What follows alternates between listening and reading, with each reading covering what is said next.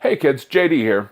I found a recipe online for an Indian dish called Uppukari. I think that's what it's called, I don't know. I've never seen it before, I've never had it before, no idea how it's going to turn out. So in the pressure cooker, we are going to try this recipe. Once I've shown you how to make it, I'm going to try it in front of you and review it, react it, whatever you want to call it. So before we get started, go ahead and hit that subscribe button down there wherever it is, or there'll be another one at the end of the video. And here we go. Mix 1/2 teaspoon of turmeric powder, and then 1 teaspoon each of salt, cumin, chili, and pepper powders. To this, mix in 250 grams of chopped mutton, or any kind of red meat that you happen to have. Next, in a 2-liter pressure cooker, layer 1/4 cup of sesame oil, 4 teaspoons of water, 1/2 cup of chopped shallots, 10 curry leaves. And now I need to take you back to JD because we have a little explaining to do. Take it away, JD. Thanks, voiceover JD. This is a lime. I'm bringing this lime up to you because the recipe calls for curry leaves, but depending on your area, you may not have curry leaves. So what you can do instead is you can take this green, just a thin green outside layer. You can go ahead, use a fine grater, get it off. Like I said, just that green layer. You'll find that there's another white layer underneath it. You don't use that. It counts for about 8 to 10 curry leaves, which is what we need. If you do have access to it, use 10 regular curry leaves, fresh off the plant if you can.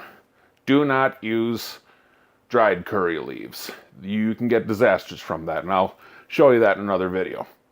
But for now, back to you, voiceover JD. Finally, add the mutton mix that you made in the first part of this recipe. Cook it on high for 8 minutes. Back to you, JD. All right, here we go. Let's see how it turned out.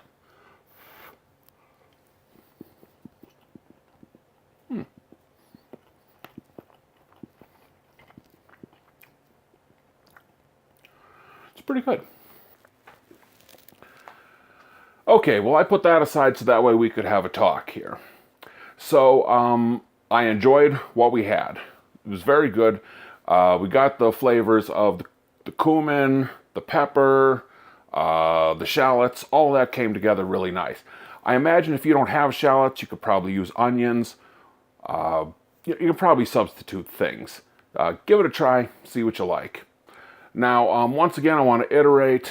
I used pork, but you can probably use any kind of red meat for it. It calls for mutton, but like lamb is like $11 a pound here in some cases. And I think I found it for $7 at one point, but God almighty, it was like it was 4 pounds.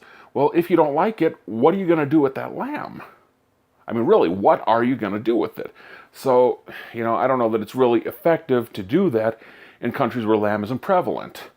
It'd be the same thing with goat. I like goat, but I'm not going to spend $10 a pound on it. It's ridiculous. So probably if you're in the US, beef and pork are going to be your standbys.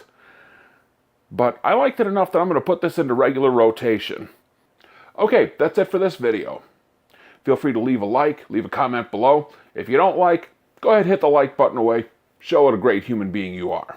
There'll be a link to subscribe, a link for a playlist full of videos just like this, and a link for my most recent video. Once again, I'm JD Tremaine. Thanks for watching. See you soon.